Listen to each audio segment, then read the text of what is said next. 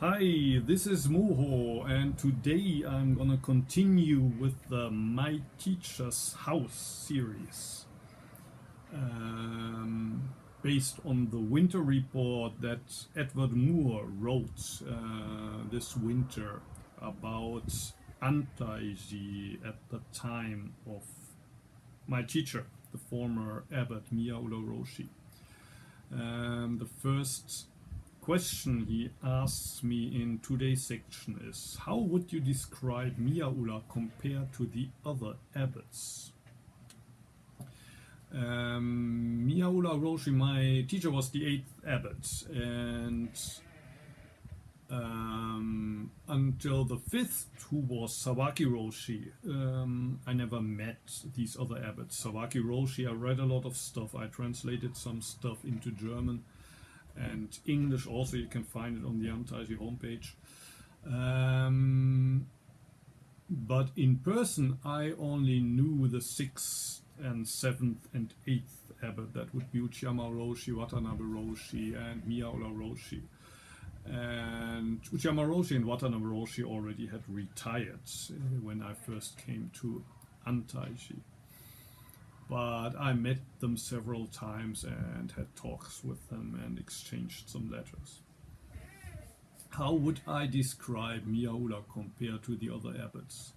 He was someone very loyal to his cause, somebody who follows through on things.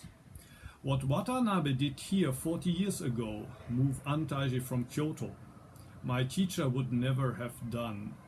Miola disliked change. He was very conservative. He devoted his life to protecting the place. He wasn't a very intellectual guy either. For instance, he would only give one teisho a year, and when he gave a talk, it was usually the same. It was never like, wow, this is something I couldn't find in the Uchiyama or Sawaki books. This is a revelation. On the intellectual side, he wasn't overwhelming, but he would always give me an example of how to do things. One thing I remember when I first came here was that I was put in charge of the goats. There was this female goat which needed to be milked, and there was a male goat that was only here to fertilize the female goats so she could produce the milk. The female would be kept in the shed, while the male would often run wild and break free from the rope. The male goat was called Taro. The female was called Yuki. She was nice. Taro was kind of aggressive. If he escaped, he wouldn't allow people to catch him. If he got tangled in something and you tried to catch him, he would attack you. Although you tried to basically set him free and help him, he would still attack you. One day Yuki got free this time. Between the two rice fields there used to be a pond, and she was running around it. When I went one way, she went the other way. She didn't let me catch her, and it was getting late. I needed to get into the ofuro, the bath. I tried every direction and she ran away and decided it doesn't make any sense. Basically, I was going clockwise and she was going clockwise. If I went around the pond anti-clockwise, she went anti-clockwise. Miola saw me from above the road and saw me trying to figure it out. He said something like, Zen isn't theory, just run and grab her. He was this kind of guy. It was just about doing the thing you had to do. While I was more the kind of guy who thought of what was the best way. Like in the autumn, there's these kaki trees and I'm worried about climbing them because the branches might fall off. So I think maybe we should use a bamboo stick to break them or attach a small sickle to cut them off. When my teacher saw me looking at the kaki tree, he would just jump on the branch and get them like a monkey. In a way, he was a little bit like Echo. He wouldn't talk theory, he was just about the attitude with which you do it. You just had to be fully there. The same with the goats. So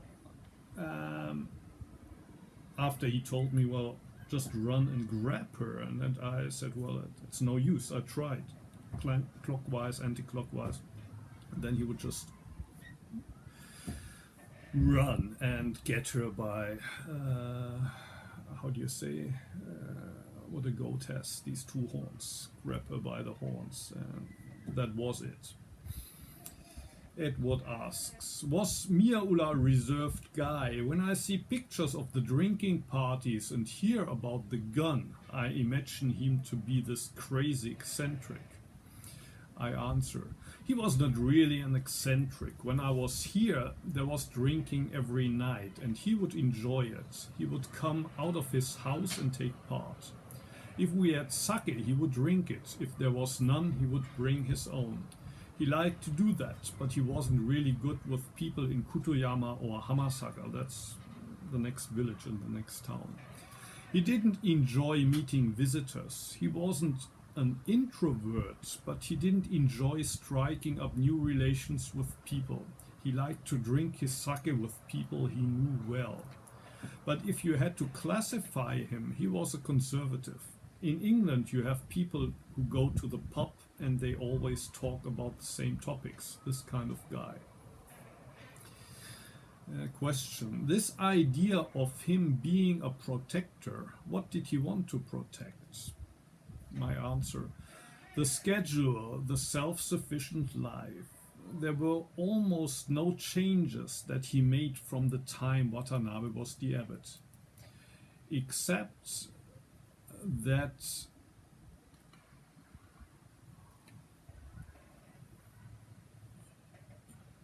that he had to make do with much less people.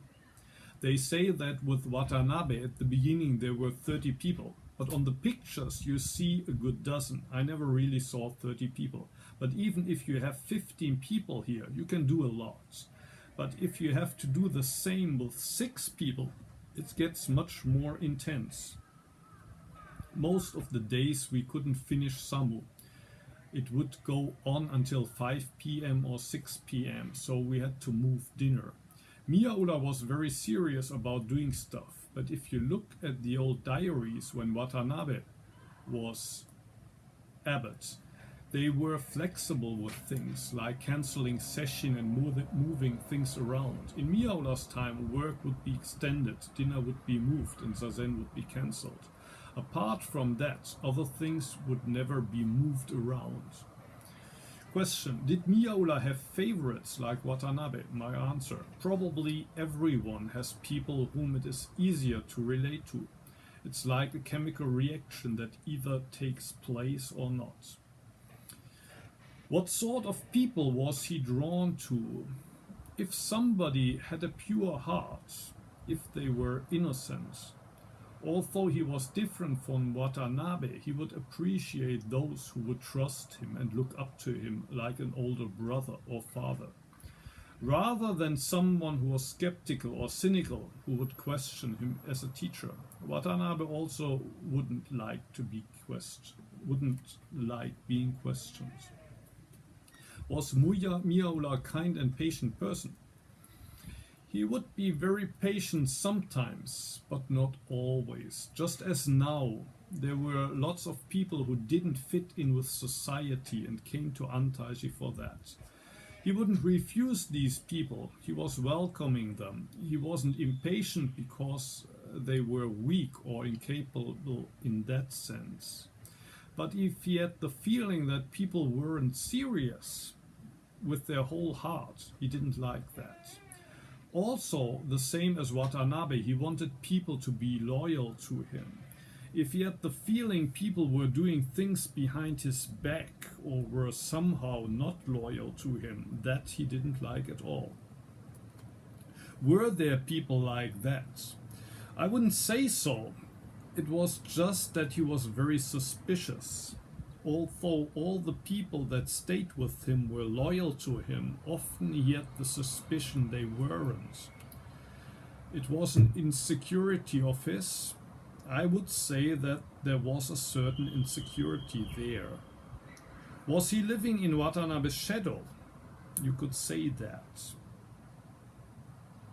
I'm not quite sure why Edward asked this question in the end, but yeah.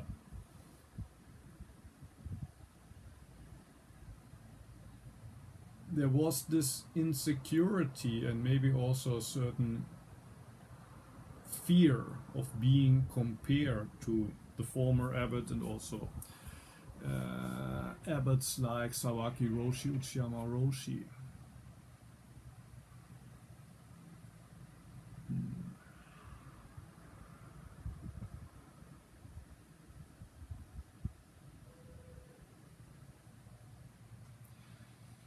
Yeah, all of the abbots are different.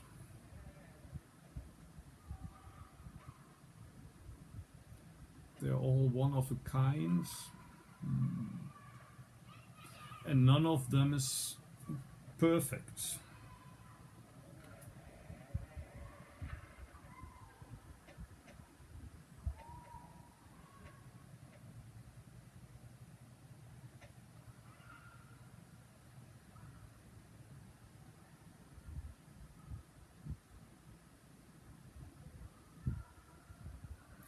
Which in itself is not a problem. It becomes a problem when the student expects perfection from the teacher.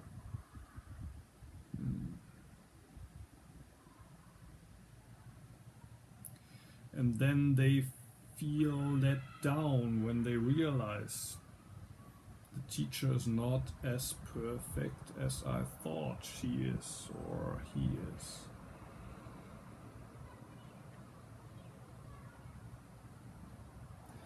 And teachers also sometimes feel let down by their students. When the students don't turn out the way the teacher hoped they would turn out.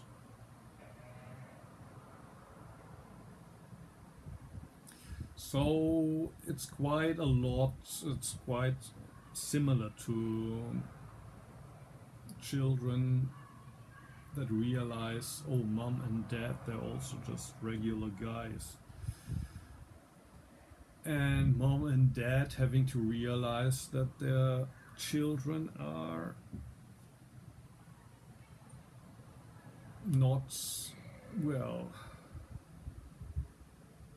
these super versions of themselves that they maybe hoped they would be, and they might have hoped that their children would realize all those dreams that even they themselves couldn't realize, and one day they have to realize that that's not going to be the case, because my children have a mind of their own and dreams of their own, and so on and so on.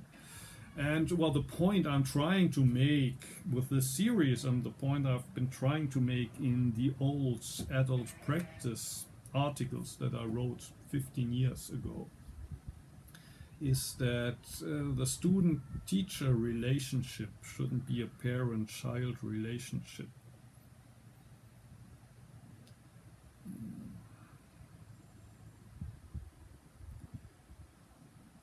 I mean, well, the reality of the student-teacher relationship is often quite close to the parent-child relationship. When we realize there's this thing that we're projecting on the teacher, on the student, we should let it go. We shouldn't hope for, well, we shouldn't hope for finding the perfect parent when we have found a teacher.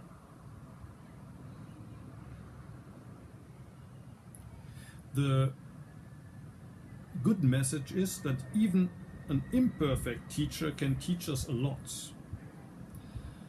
For example, our own imperfection. Often the imperfect teacher knows best about the imperfections of the students. So there's no reason to be disappointed when you realize, oh, my teacher is imperfect. Actually, when you made that realization, you might have gotten a glimpse into the mirror. Okay, so much for today. See you.